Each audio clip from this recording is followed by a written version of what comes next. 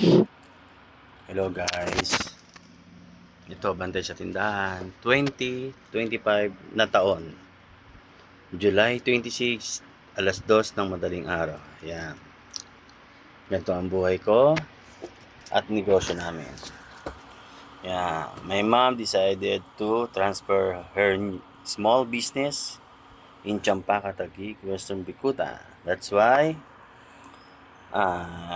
I took the opportunity. That's why I have no work because I came back home in the Philippines. Yeah, alright. Alright. Yan, 2015. Yun na nga. Na-miss ko mga pamilya ko dito. Kaya masaya.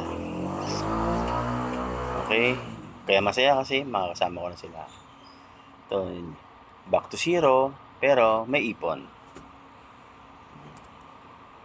April, May, June, Mama and I decided to renovate our dream house. For us, dream house kasi amin yun eh. Without swimming pool, without anything, but important is yun. May dream house. Simple but dream house. Yun. Third floor, kahoy pa. Second floor, simento na. Yun. Sabi ko kay mama, gawin na natin yung bahay kasi money is very easy to lose. Kumbaga, mabilis mawala. Kaya yun, we decide na pagawa yung bahay with mama. And my mom and my brothers or siblings, we are complete. Oops! But my sister is still at Canada for permanent resident. That's why. Yeah, correct. Correct that you heard. Yeah. Yun, napuno namin na paggawa ko ng bahay. And also, I met my future wife, Chelo Escalante. Yeah. Chelo Escalante. From Leyte and Laguna, Calambao. Yeah, that's right. Yeah, we decided to live in here in Champaka resident. Then also our small sari-sari store, but there's more. Too much bills, and nice place.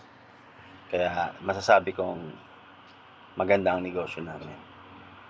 Then forward natin. Lima kami magkakapatid. Richard, Nonoy, me, Agnes, and Mary Jade. Lima kami magkakapatid.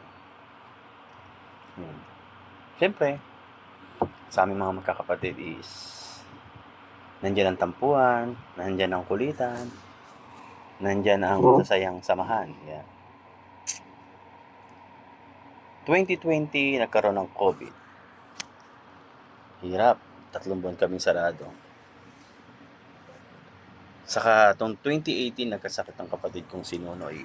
Yung bunso. For dialysis lifetime term. Pero, he's still here. He fighting warriors. Kumbaga, ayun tawagan nila eh. Warriors. Kumbaga, laban lang sa bato. Kasi nagkasakit siya. No drinking water every day. Always color water, or what do you call that? Cobra, fit and right. Yung iniisip niya nakakapayat daw, gano'n. Yun, sa manpalad is napaka strong pa rin yun. And also, yun lang. 2024. Yan. Dumating ang taong 2024. Ayun ang pinaka nakakalungkot na nangyari sa pamilya namin.